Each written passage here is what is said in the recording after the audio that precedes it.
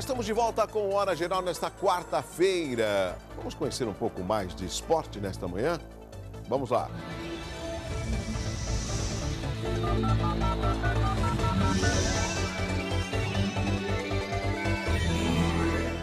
A amazonense santista Marcela Miceli, não esqueça desse nome, viu? Marcela Miceli. Ela conquistou 4 medalhas na etapa do Campeonato de Salto Nacional, realizado em Ribeirão Preto no último final de semana. O melhor resultado foi obtido no último dia de competições, quando subiu ao topo do pódio.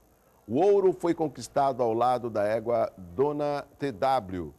No sábado, ela fez a segunda melhor pista entre todos os conjuntos, com o cavalo Hector Z. O bom desempenho em Ribeirão Preto manteve a Amazona Santista na liderança do ranking da Federação Paulista de Hipismo na categoria Jovens Cavaleiros, com 106,90 pontos.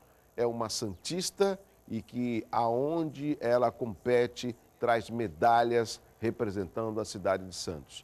E o que eu acho importante é a ajuda dos pais, mas o que eu também sinto que deveria ter um incentivo por parte de patrocinadores ou até do município.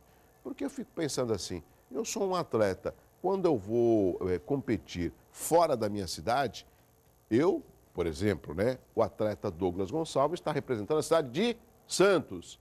Então, Santos tem que auxiliar, tem que dar um incentivo. E também o empresariado, Então, acho isso muito importante, essa ajuda, porque é hospedagem, é condução, é o treino, é roupa, é o cansaço, tudo isso tem um custo, para que a Marcela, por exemplo, possa trazer bons resultados para a nossa cidade de Santos.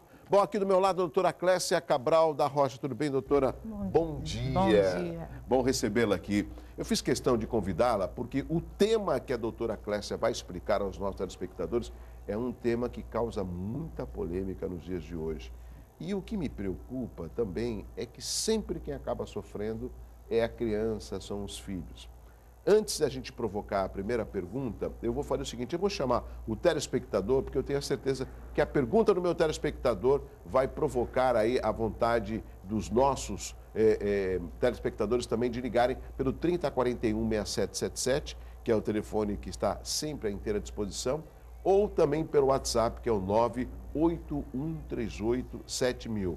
É bom deixar e agradecer os telespectadores que no WhatsApp, esses vídeos que eu tenho mostrado, eles chegam para o WhatsApp, pessoas participam, e isso é muito bom, porque cria aí uma interatividade muito grande com os nossos telespectadores. Doutora Clécia, vamos à primeira pergunta? Vamos lá. Olá, tudo bem? Meu nome é Carlos, eu sou morador do bairro do Macuco e gostaria de fazer uma pergunta. Doutora, é obrigatória a guarda compartilhada? Vamos lá. Bom dia, Carlos. Não, ela não é obrigatória, certo? O que ocorre? Se uma das partes, ela é a regra, se uma das partes não quiser a guarda, ela não será definida pelo juiz. Bom, a doutora Clécia já respondeu que não é obrigatória, mas vale a pena até explicar para o telespectador, doutora, o que seria a guarda compartilhada? É importante essa pergunta. Antes de responder, eu vou fazer a definição que vem a ser guarda alternada e guarda compartilhada, porque as pessoas confundem muito. A guarda alternada, a criança e o adolescente têm 2 casas. Por exemplo, fica 15 dias na casa de um pai e 15 dias na casa de outro pai. A guarda compartilhada, não. Efetivamente, a criança e o adolescente ficará na casa de um dos pais, mas todas as decisões referentes à criança e o adolescente serão tomadas conjuntamente. Como, por exemplo, qual escola estudar, qual cursos extracurriculares irão fazer, planejamento de férias, planejamento de final de semana. Será a participação, a meu ver, deveria ser não guarda compartilhada, sim guarda participativa, que participará de toda a educação e criação ambos os pais. Agora, é interessante, eu não sabia desse dado que a doutora Clécia acabou explicando, ou seja, por mais que na guarda compartilhada a criança, por exemplo, vai ficar com a mãe, todas as outras decisões, elas precisam ser divididas, discutidas com o pai. Não é porque a criança está com a mãe que a mãe vai fazer tudo. Não, vai para essa escola. Não, tem uma excursão. Pode ir para a excursão. Não, ela tem que dividir com o pai. Existe alguma penalidade se ela não dividir isso com o pai e tomar aí a dianteira com uma certa autoridade, doutora Clécia? Sim. Uma vez determinada a guarda compartilhada, existem as cláusulas que estarão definidas na guarda. Se um dos genitores descumprir, irá diminuir o contato, ele vai diminuir o contato com o filho e vai começar a perder privilégios que tinha. Um outro aspecto que eu tenho observado muito, às vezes, por mais que tenha essa guarda compartilhada, e quem vai decidir sobre essa guarda compartilhada seria o juiz. Sim, será a regra. A regra é o juiz. Só se um deles não quiserem. Um dos genitores sim, não aceitar a guarda. Tá. Agora, do contrário, a regra. A regra é o juiz. Mas o que acontece, às vezes, a criança, me desculpe o termo, né? Mas ela acaba ficando para lá e para cá. Às vezes o pai fala, filho, esse final de semana eu vou te buscar, a gente vai para o cinema. Ah, pai, eu não quero ir no cinema. Ah, então a gente vai na praia. Ah, mas eu não quero ir na praia. Ou seja, o pai observa que o filho ele está negativando muitos dos pedidos. E ele chega à conclusão que isso pode ser a mãe que esteja fazendo a cabeça. Nesse caso, o pai, ao sentir um comportamento diferente do filho, ele tem que relatar ao juiz ou ele tenta conversar com a ex-esposa para ver se existe algum problema e acertarem de uma forma muito mais civilizada, doutora Clécia? Sim. Essa guarda compartilhada, para surgir os efeitos benéficos, é importantíssimo que o casal tenha uma relação amistosa, no mínimo, para ela surgir efeito. Caso contrário, ela não surgirá os efeitos benéficos. Exatamente como o senhor falou, ela veio para, por fim, a alienação parental. É essa palavra que eu queria lembrar, essa frase, alienação parental. Exatamente. Agora, vamos supor, a guarda compartilhada está definida e um dos genitores que tem essa guarda, que está com a criança, não vai. O pai deve tomar a atitude de ir ao juiz e informar o que está acontecendo. Sempre, lógico, se foi a guarda compartilhada, acreditamos que a relação é amistosa e conversa-se antes de chegar ao juiz. Vamos supor que nessa guarda compartilhada ele vai ficar só final de semana que ele vai ver o filho. E deu vontade no meio de semana, tem um jogo na Vila Belmiro, o filho é santista, e ele liga para a esposa, olha, em vez de final de semana, ele não pode ir comigo nessa quarta-feira no jogo, por exemplo? Ah, e ela fala, pode. Não tem nenhum problema da mãe conceder, num período que não está estipulado, que o filho possa sair com o pai? Não, de jeito algum. A guarda compartilhada, exatamente. Ele pode ir buscar o filho na escola, ele pode se encontrar com o filho durante a semana. Tudo é previamente um acordo que será firmado na frente de um juiz. Entendeu? Nesse acordo, a criança está junto para participar ou é só entre os pais? Não, só entre os pais. Sim. A criança e o adolescente, ela não tem maturidade suficiente para definir com quem eu quero ou o que eu quero. A doutora Clécia já teve muitos casos de crianças que sofreram essa alienação parental? Sim. O genitor que tinha a guarda unilateral sente assim, dono dos filhos. E muitas vezes por mágoa, por pensão alimentícia, por mágoa de ciúme de casal, então usavam os filhos. E por isso a guarda compartilhada está mudando exatamente. Essa guarda compartilhada vai até a maioridade, até os 18 anos? Sim, onde termina o poder familiar, né? Tem uma pergunta sobre um dos aspectos que a doutora Clécia acabou de responder para o telespectador do Hora Geral. Vamos à próxima pergunta? Vamos lá. Bom dia, doutora. Eu sou o Guilherme aqui da Portuguesa Santista. Como é estipulado o valor da pensão alimentícia? Como que é estipulado? O valor da pensão alimentícia inicia com a probabilidade entre a necessidade de quem vai receber e a possibilidade de quem vai pagar. A pensão alimentícia é estipulada dessa forma. É errôneo pensar que a guarda compartilhada não vai mais ser necessário pagar a pensão alimentícia. Não. Vai haver uma proporcionalidade. O juiz vai fixar diante a necessidade e a possibilidade. Agora, e no caso da pessoa não estar empregada, como que ela vai poder pagar a pensão? Então, o desempregado, vamos supor, fiquei desempregado, o mês que vem tenho que pagar a pensão.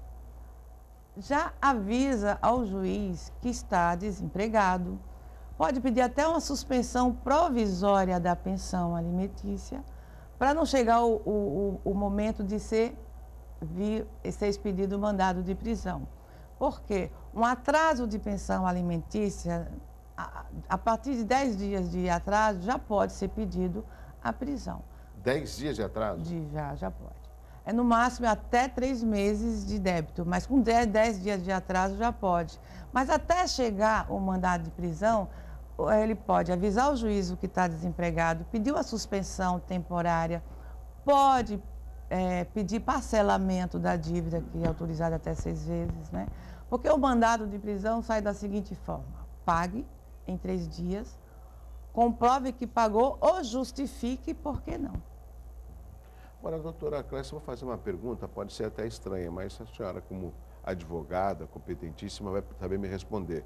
Vamos supor que na guarda compartilhada a criança ficou com o pai e o pai está desempregado, mas a mãe trabalha, está empregada. A mãe pagaria pensão para o filho que está com o pai nessa guarda compartilhada? Ou, em hipótese alguma, a mulher pagaria pensão para o filho? Não, sim, paga.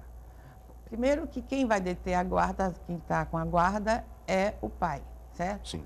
E aí vem aquele binômio, necessidade e probabilidade. Está sendo, porque se paga a pensão para a criança e adolescente, né?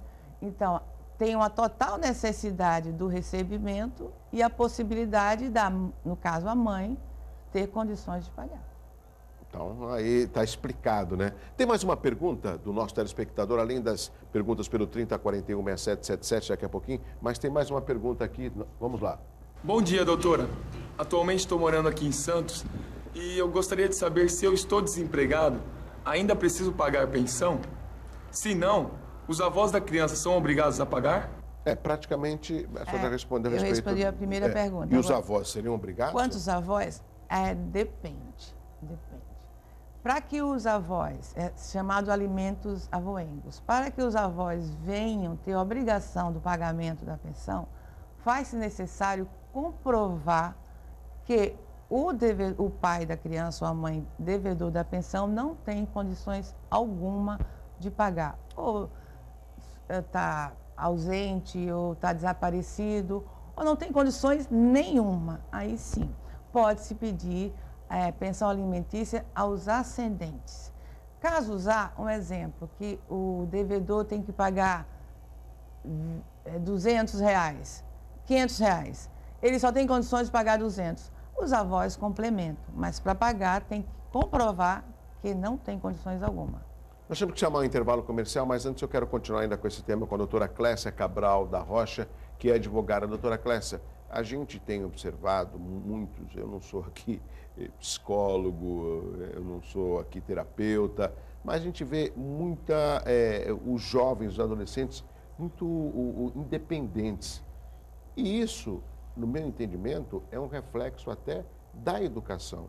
Porque na minha época era natural que a minha avó cuidava dos filhos e o meu avô que ia trabalhar. Depois os meus pais acabaram ambos tendo que entrar no mercado de trabalho e a gente observa que hoje em dia é mais do que natural o casal ter que trabalhar. E a criança às vezes fica em casa, ou fica na escola, ou fica na rua, né? E não acaba tendo aquela educação de base da família.